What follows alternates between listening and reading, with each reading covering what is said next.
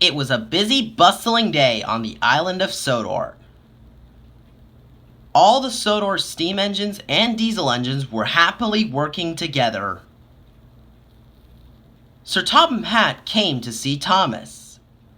But when Thomas arrived at the quarry, he got a nasty surprise, said Thomas crossly, and he went to work at once.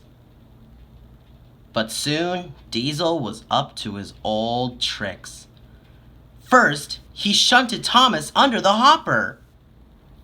Then, when Thomas let off steam, Diesel sniffed loudly.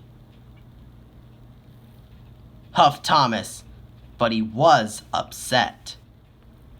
That night, Thomas stayed at the quarry, but he couldn't sleep. Thomas was worried. The next day, Salty had arrived. After he had been refueled, Diesel's engines started to rev faster and faster. Even Mavis was excited by the new fuel. Thomas was feeling left out. Soon, Diesel was showing off. Suddenly, Diesel's engine coughed. Then it started to splutter. Black, smelly smoke flew everywhere. Mavis's engine started to splutter too. The yard manager was upset. Soon, the other diesels had broken down too. Airy, Bert, and even Salty had ground to a halt. So the Fat Controller telephoned the quarry manager, and the quarry manager came to see Thomas. And he steamed out of the quarry as fast as he could.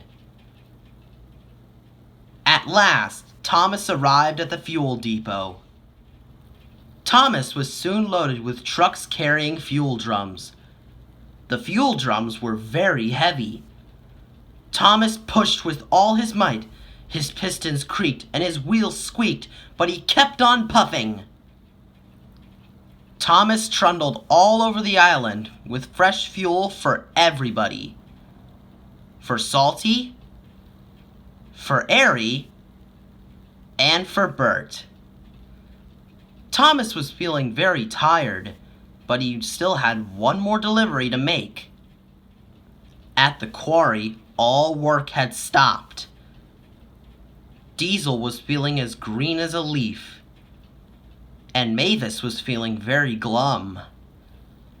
Then they heard a wonderful noise. It was Thomas!